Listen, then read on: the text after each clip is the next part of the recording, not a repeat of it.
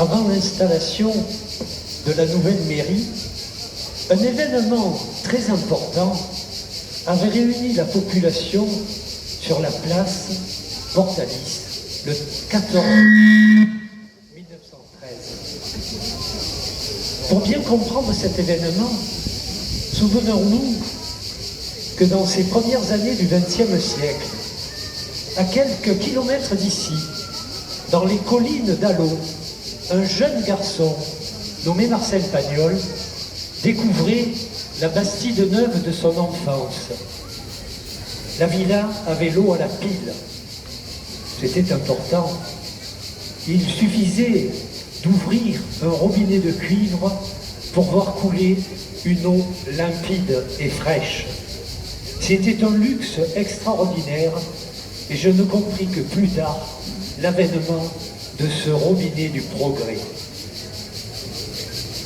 Depuis la fontaine du village jusqu'au lointain massif de l'Étoile, c'était le pays de la soif. C'est-à-dire que sur 20 kilomètres, l'on rencontrait une douzaine de puits et 3 ou 4 sources. C'est-à-dire qu'au fond d'une petite grotte, une fente du Roc pleurait en silence. 1895 à 1900, Saint-Cyr avait engagé des travaux pour changer les tuyaux de Petonny par de la fonte. Ainsi, les canalisations délivreraient l'eau potable aux 6 fontaines de la ville. Mais dès 1900, avec la baisse constante des eaux, ben non, il n'y a pas d'eau. La municipalité a un nouveau projet. Nouvelles études, nouveaux devis, nouveaux modes de captage et nouveaux modes de distribution. L'eau à la pile! En 1906, quand les fontaines ne coulent presque plus, on emprunte 70 000 francs en urgence. Une somme colossale au chantier du premier centenaire de la commune.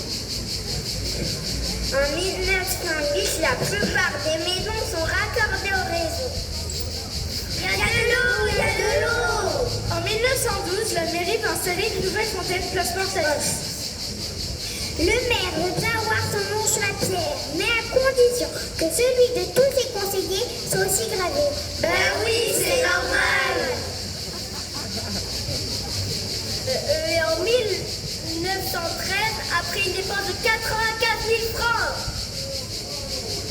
10 000 francs de subvention de l'État, plusieurs kilomètres de tuyauterie. Un banquier de résistance publique est organisé